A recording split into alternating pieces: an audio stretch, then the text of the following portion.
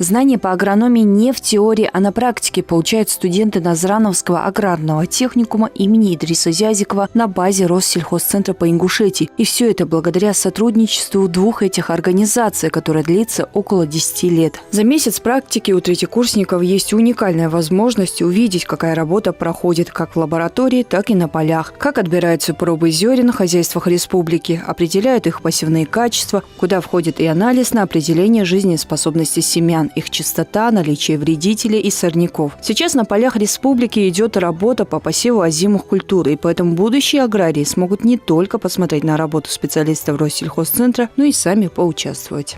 Если кто-то серьезно задумается работать в сельском хозяйстве, это очень большое значение имеет, потому что, чтобы установить норму высева, и хозяйственнику или агроному хозяйства необходимо знать абсолютный вес семян. На основании абсолютного веса семян они рассчитывают норму высева, какую установить правильно. Затем, значит, если присутствует много сорняков, необходимо очистку провести дополнительную семян, чтобы сорняков как можно было меньше. Земля – это богатство и возможности для тех, кто понимает это, но она таит в себе многие секреты, постигали которые в течение сотен лет не одно поколение наших предков. И очень важно передать эти знания и навыки подрастающему поколению, тем, кому предстоит возделывать ее в будущем. Вот, к примеру, знали ли вы, что семена сорных растений могут храниться в почве десятками лет, но когда мы собираем семена для будущего урожая, а в них попадают сорняки, мы губим не только свой урожай, но и поля. Такая же ситуация и с различными вирусами, болезнями, бактериями, спорами грибов. И поэтому нужны такие лаборатории, которые берут пробы семян с полей фермерских и аграрных хозяйств региона и дают оценку их качества и пригодности для посева. Студенты аграрного техникума не только узнали об этом в теории, но и усвоили это на практике. Это привезли семена. Мы должны проверить их. Для начала мы должны отсчитать вот сюда, вот, насыпать примерно килограмм. Мы должны поставить вот эти дырки, и чтобы вот это было наравне.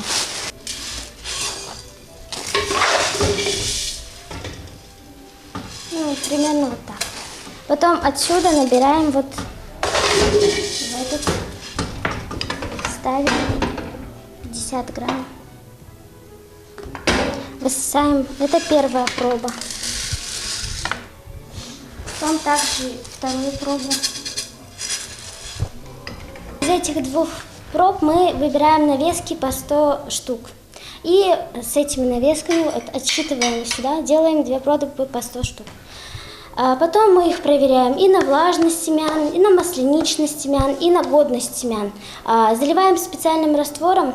Если они окрашиваются в розовый цвет, значит это очень годные, очень хорошие семена, и их можно высаживать. Всего на производственную практику в этом году попали 21 человек. И пока одни ребята проводят проверку на влажность, определяют чистоту и жизнеспособность семян в лаборатории, другие работают с очком на поле. Такими махательными движениями они проверяют поле на количество летающих вредителей – бабочек, различных насекомых, крестцовых блошек. Очень важно, объясняет начальник отдела защиты растений Россельхозцентра по Ингушетии Лида Камкартиева, чтобы таких вращательных движений было кратно 25. Мы можем 50 взмахов с очком сделать или 100 взмахов с очком и 25. Перемножаем на 4, потом мы узнаем, сколько на квадратном метре у нас заселенности.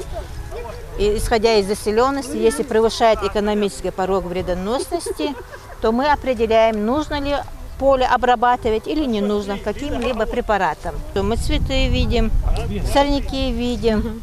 Сорняки – это источник вредителей и болезней. Они опасны этим. На этом поле сотрудники Россельхозцентра в начале лета посадили саженцы многолетних хризантем, и теперь мы видим, как цветы дали всходы. Это был первый подобный опыт для аграриев, и результат не разочаровал. Пока ребята выезжают со специалистами на поле, у них есть возможность одновременно получить новые знания и попробовать свои силы в сельхозотрасли. Мы выезжаем и в другие хозяйства, в другие поля. Здесь бывали. Ежемесячно мы это рассказываем, как, да что, какие работы проводим, как обследуем, как проводим фитосанитарный мониторинг. Это как бы у нас учебная практика. Объясняем, разъясняем, накопленным опытом своим делимся, говорим, объясняем. Это же наше будущее, наши студенты, наша замена. Учим их. Мне очень понравилась эта производственная практика. Да, хотелось бы начать работать здесь с этим коллективом. Очень интересный коллектив, занимательная работа. Хочу в дальнейшем развивать эту отрасль во благо республики.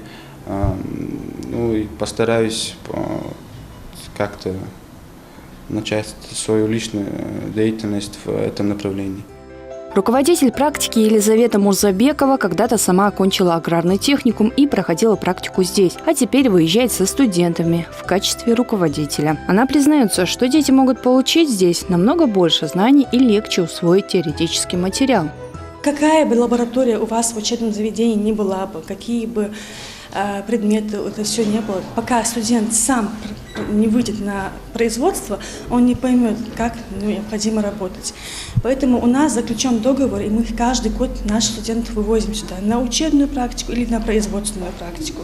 Сейчас мои студенты здесь на производственной практике, то есть они самостоятельно приходят, самостоятельно уходят, то есть они как бы здесь уже работают. Они сами чувствуют ответственность за свои действия. Они уже знают, как заполнять какую-то документацию в лабораториях именно непосредственно, как проводить посевные качества семян, определять и так далее. То есть они это уже делают самостоятельно, хотя они только 3-й курс. То есть они буквально на 2-м курсе прошли теорию, а сейчас уже проходят практику. И в дальнейшем им это пригодится, они это запомнят лучше. Приобретенные за время практики знания и навыки пригодятся студентам не только в их дальнейшей учебе и работе, если они выберут сельхозотрасль в качестве будущей профессии, но и в обыденной жизни.